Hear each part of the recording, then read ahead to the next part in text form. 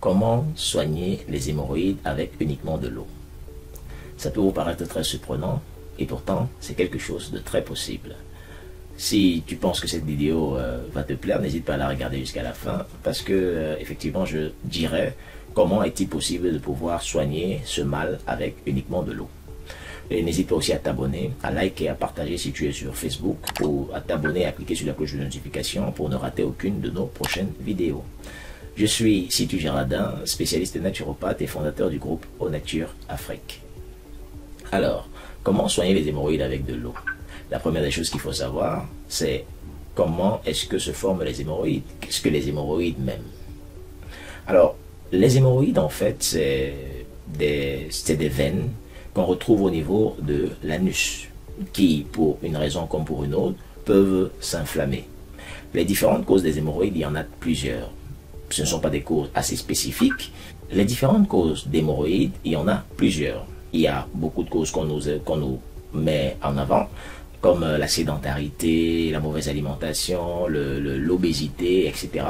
Mais moi, je les classerais sur deux causes principales.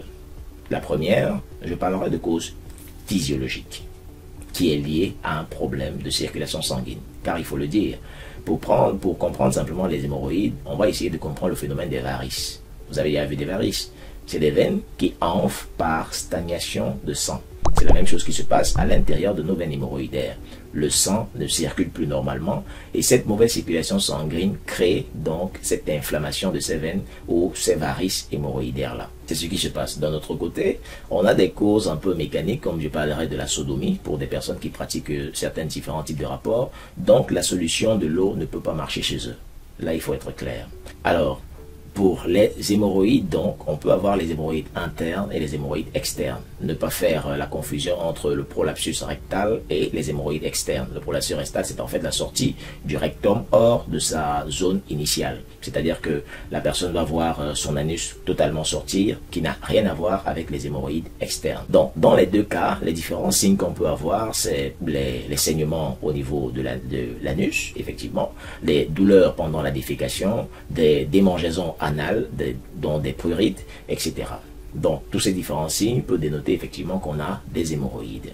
Et comment donc est-ce qu'on peut traiter ces hémorroïdes avec de l'eau? La réponse est simple.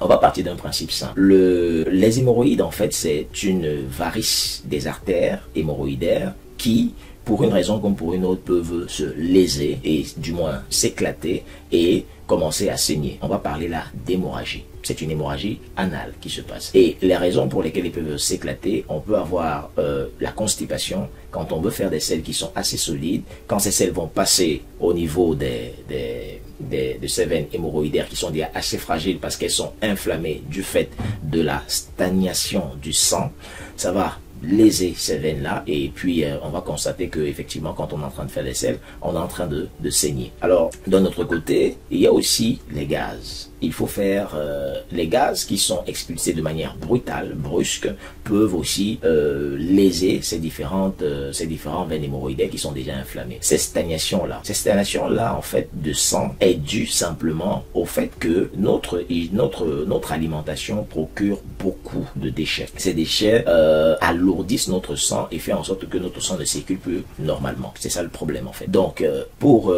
comme moyen de prévention des hémorroïdes, c'est déjà commencer à mieux s'alimenter. Bref, on va y revenir juste vers la fin de la vidéo. Alors, de l'eau, comment ça se passe? Il faut noter que l'eau sous la forme de glace, du moins congelée, a une action vasoconstrictive. C'est-à-dire, elle rétrécit les vaisseaux et bloque le saignement. C'est-à-dire qu'elle a un rôle sur la coagulation sanguine et aussi un rôle sur la douleur parce qu'elle a une action anti-inflammatoire.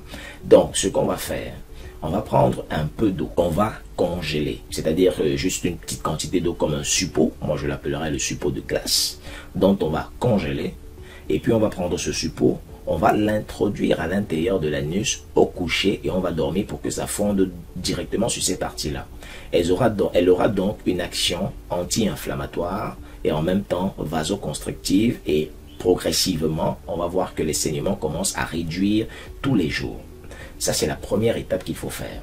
La deuxième étape, Je vous ai parlé ici de la stase sanguine ou de l'hémolyase par accumulation de déchets de sang dans les veines. Pour pouvoir pallier à ce problème, il faut boire beaucoup d'eau, effectivement, parce que on boit pratiquement pas d'eau. C'est la raison pour laquelle notre sang est plus lourd. Je prendrai par exemple un exemple simple. Quand on veut enlever les déchets dans une canalisation, qu'est-ce qu'on fait? On verse de l'eau pour pouvoir permettre que les éléments circulent plus vite. Alors c'est la même chose avec le sang. Un sang qui est dépourvu, un corps qui est dépourvu en eau, qui n'a pas assez d'eau pour pouvoir mieux fonctionner, en fait, réduit, la circulation sanguine se retrouve réduite et se retrouve ralentie. Donc il est important de consommer beaucoup d'eau pour pouvoir permettre au sang de mieux circuler. Et peut-être y associer aussi des infusions d'ail, parce que l'ail a pour propriété de faciliter la circulation sanguine. Et enfin, avoir aussi une alimentation qui facilite la digestion. Pourquoi? Parce que pendant cette période de traitement, il faut éviter la constipation. Il faut éviter aussi d'avoir une alimentation qui produit trop de gaz. Je l'ai expliqué ici très bien.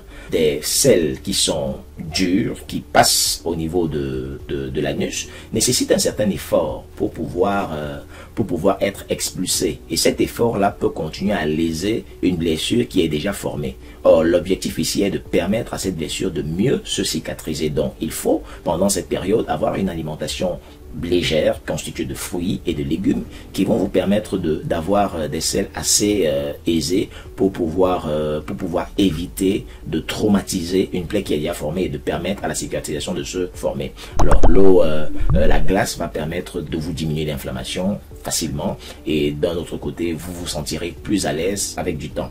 Donc c'est comme ça que vous pouvez vous débarrasser de vos hémorroïdes sans que celles-ci ne puissent créer d'autres complications assez graves, car effectivement quand l'hémorroïde commence à s'aggraver, ça devient difficile à être traité. Merci de m'avoir écouté et à très bientôt pour de nouvelles vidéos.